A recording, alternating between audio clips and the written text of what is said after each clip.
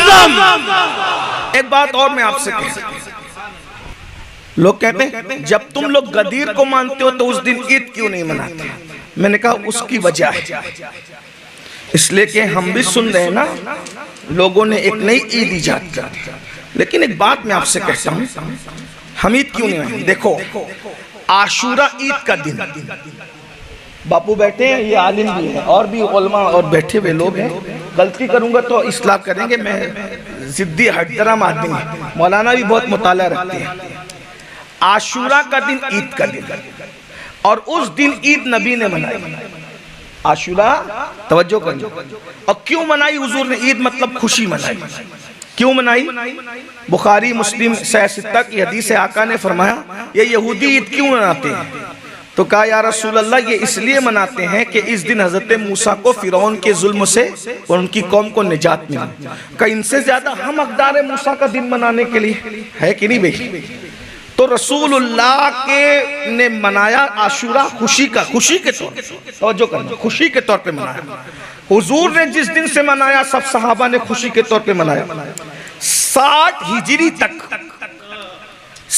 हिजरी तक इमाम हुसैन समेत, मौला अली समेत, इमाम हसन समेत सब आशूरा को खुशी मनाते थे। लेकिन 60 के बाद उम्मत में किसी भी मोमिन ने, जुमले पे गौर करें, 60 के बाद उम्मत के किसी भी मोमिन ने आशूरा के दिन खुशी नहीं मनाई। 60 तक तो अली भी खुशी मनाते रहे, 60 तक तो हसन भी खुशी मनाते रहे, 60 तक तो सहाबा भी खुशी मनाते रहे। 60 के बाद किसी ने खुशी नहीं मनाई। बल्कि हदीस लेने बुखारी मुस्लिम सिहा से, बल्कि जिस नबी ने आशूरा के दिन खुशी की बुनियाद रखी, उसी नबी को 61 हिजरी के आशूरा ही के दिन इब्ने अब्बास ने रोते देखा। तवज्जो में बहुत खास, इसलिए कि हम एजेंट लोग नहीं हैं और ना हम महफिल देख के बात करते हैं। हमारा तो मिजाज ये 2 और 2 4 की तरह, बुलाना हो तो बुलाओ, ना बुलाना हो तो ना बुलाओ।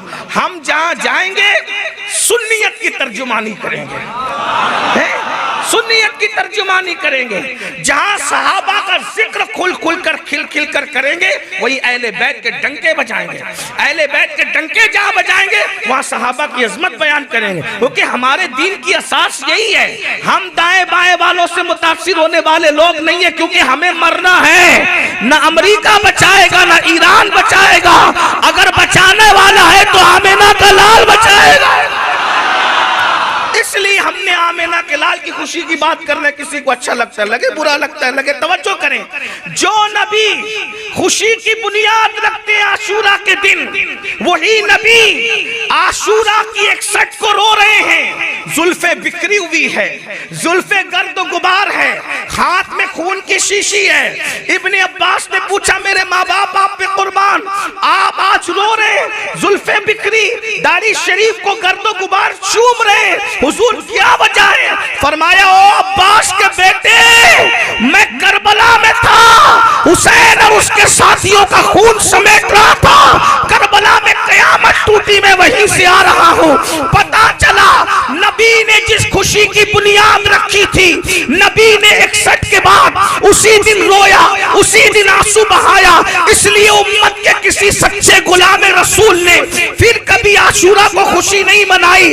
आशूरा तो यौमे मूसा था, आशूरा तो यौमे आदम था, आशूरा तो यौमे यूनुस था, आशूरा तो यौमे हारून था, आशूरा तो अंबिया का दिन था, आशूरा तो दुनिया की पैदाइश का दिन था। खुशी उस दिन नबी ने की, लेकिन शहादत हुसैन के बाद वो मूसा का दिन तो कायम रहा। हम उसको यौमे मूसा मानते हैं, मगर उस दिन खुशी नहीं मनाते। क्यों? इसलिए कि दिन खुशी का था, मगर हुसैन की शहादत के अदब में अब हम खुशी नहीं करते। बस इसी तरह 18 ज़िलहज्जा गदीर का दिन खुशी का था, मगर उस्मान की शहादत के अदब में हम ईद नहीं मनाते। जैसे जैसे अदबे हुसैन हमें आशूरा को खुशी मनाने से रोकता है, वैसे अदबे उस्माने गनी मना हमें ईद मनाने से रोकता है। तुम्हारी तबीयतों पर है। आपने कहा हुसैन तो नवासे रसूल है, उनका अदब करेंगे। मैंने कहा उस्मान भी दामादे रसूल है, और एक मर्तबा नहीं बल्कि दो मर्तबा दामाद बने हैं। एक बार आदमी धोखा खा ले तो दूसरी बेटी नहीं देता। और एक बात बताऊं, उस्मान तो दामाद है। हमें नबी के दामादों पर भी एतमाद है और नबी के ससुरों पर भी एतमाद है। वजह, दामाद जब कोई ढूंढने निकलता है ना, तहकीक करता है, शराब तो नहीं पीता, जुआ तो नहीं खेलता, सट्टा तो नहीं खेलता, शराब का धंधा तो नहीं करता, झूठ तो नहीं बोलता, जिना तो नहीं करता, मक्कारी तो नहीं करता। तुम दामाद ढूंढने निकलते हो, बोलो किरदार चेक करते हो कि नहीं करते हो? जब नबी ने किसी को अपना दामाद बनाया होगा तो नबी ने कितना किरदार चेक किया होगा। और एक बात और आपको बताऊं, हम तो हाल देखते इसलिए हाल की तहकीक करते हैं। नबी तो माजी भी देख रहे थे, मुस्तकबिल भी देख रहे थे, हाल भी देख रहे थे, और दो बेटियां दी। और जिस वक्त अल्लाह अकबर 9 हिजरी में सैयदा उम्मे कुलसूम का विसाल हो गया तो मेरे आका ने फरमाया, काश मेरे घर में 10 बेटियां होती और एक के बाद एक इंतकाल करती चली जाती तो मैं उस्मान के निकाह में उसको देता चला जाता। हम गदीर को मानते हैं, तवज्जो कर, गदीर को मानते हैं, यौमे गदीर को मानते हैं, मौला की मौलाइयत को मानते हैं। बैठ जाओ बाबू, बाद में करना, बैठ जाओ बैठ जाओ बैठ जाओ, ये बहुत बड़ी बात चल रही है, बाद में करना। मैं ऐलान कर दूंगा, सब दे देंगे तुमको, जिसके लिए भी कर देंगे। एक बार दुरूद शरीफ पढ़ो बुलंद आवाज से, सब नबी और आले नबी पे झूम झूम के दुरूद शरीफ पढ़ो। अल्लाह रब्बु मुहम्मदिन सल्लल्लाहु अलैहि वसल्लम नहनु इबादु मुहम्मदिन सल्लल्लाहु अलैहि वसल्लम। गदीर मानते हैं, यौमे गदीर मानते हैं, मौला की मौलाइयत को मानते हैं। और हम तो ये कहते हैं भाई हमें जो चीज चाहे कह ले। साहबा की तारीफ पे जितनी गालियां देना हो दे लो, अहले बैत की तारीफ पे जितनी देना हो दे लो, वहां क़यामत में खुलेगा कि हम क्या थे।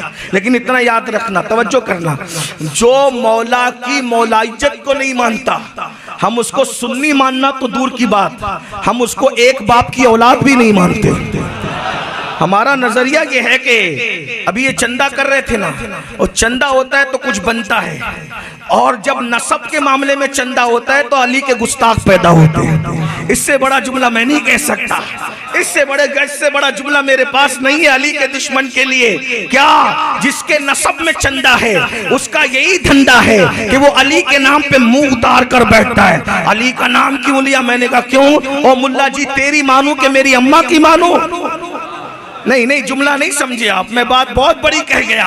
हाँ, और तेरी मानो कि मेरी माँ की मानो, मैं माँ का नाफरमान नहीं हूँ। का कौन सी माँ? मैंने कहा एक है नसब की माँ और एक है ईमान की माँ। नसब की माँ वो है जिसने जन्म दिया, उसका गद्दार भी बख्शा नहीं जाएगा। लेकिन जो ईमान की माँ है, अल्लाह अकबर, वो सैयदा खदीजतुल कुबरा है। जो ईमान की माँ है वो हजरत हफ्सा है। जो ईमान की माँ है वो उम्मे सलमा है, उम्मे हबीब है, हजरत जवेरिया है, अल्लाह हजरत सफिया है, हजरत ज़ैनब है। अल्लाह अल्लाह, ये उम्मतुल मोमिनीन है। उन्हीं उम्मतुल मोमिनीन में से हमारी एक माँ तैयबा ताहिरा मुफ्ती 4 मिल्लत सैयदा आयशा सिद्दीका कहती है कि जिक्र अली इबादत है, जिक्र अली इबादत है।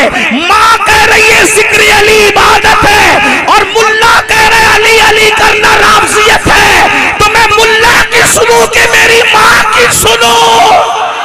नारे हैदरी, नारे हैदरी। और तू तो 14वीं सदी के सिद्दीक अकबर, 14वीं सदी में सिद्दीक अकबर का नाम लेता है सियासत के लिए। वो तो सिद्दीक अकबर की डायरेक्ट बेटी है और नबी की बीवी है। उनके बिस्तर में कुरान नाजिल होता है। उम्मतुल मोमिनीन में इज्तिहाद करने की सलाहियत रखती है, फकीहा है, आलिमा है। रसूलुल्लाह की डायरेक्ट शागिर्दा क्या कहती? अली अली करना इबादत है। तवज्जो, अली अली करना कौन कह रहा है? माँ कह रही अली अली करना इबादत है ना, माँ कह रही अली अली करना इबादत है। अगर इस पर भी मेरा मजमा हैदर हैदर नहीं करता तो माँ की बात पर अमल कौन करेगा? हैदर, हैदर, हैदर, हैदर। बारिश में जो बैठे हुए लोग हैं वो ठंडा गए जरा?